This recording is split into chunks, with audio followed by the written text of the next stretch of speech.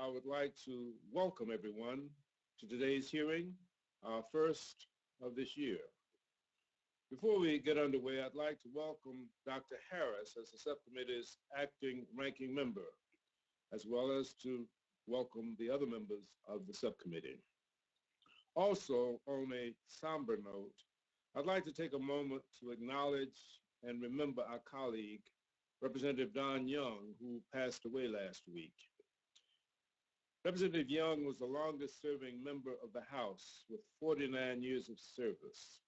He was a strong advocate for the people of Alaska, a great public servant, a gentleman, and a friend.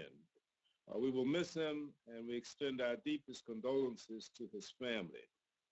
I'd ask that at this time we observe a moment of silence in honor of Representative Young.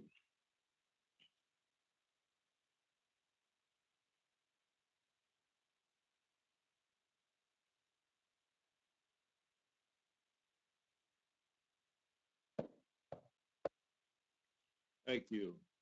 I'd also like to welcome our witnesses this morning, Ms. Fong, Ms. Coffey, Mr. Harden, Ms. Roney, and Ms. Roan, Mr. Terrell from USDA's Office of Inspector General.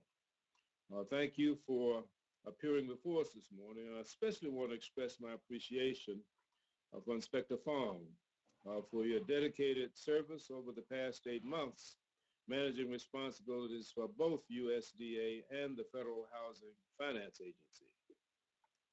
Now, since the budget was just transmitted yesterday, this hearing will focus more on the OIG's oversight of a wide-ranging department that touches the lives of every single American.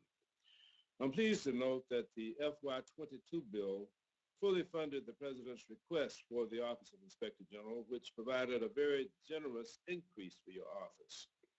As I stated in previous years, I've always been a big supporter of your office.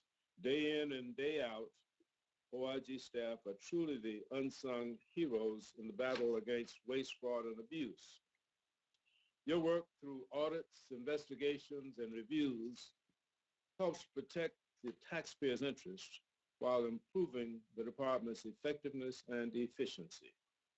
So like previous years, I'd like to hear more about your plans to conduct adequate oversight of USDA programs and the challenges you face in ensuring agreed-upon recommendations are in fact implemented and complaints are appropriately addressed. Now let me invite our distinguished acting ranking member, Dr. Harris, if he has any opening remarks, and I'd like to recognize him at this time.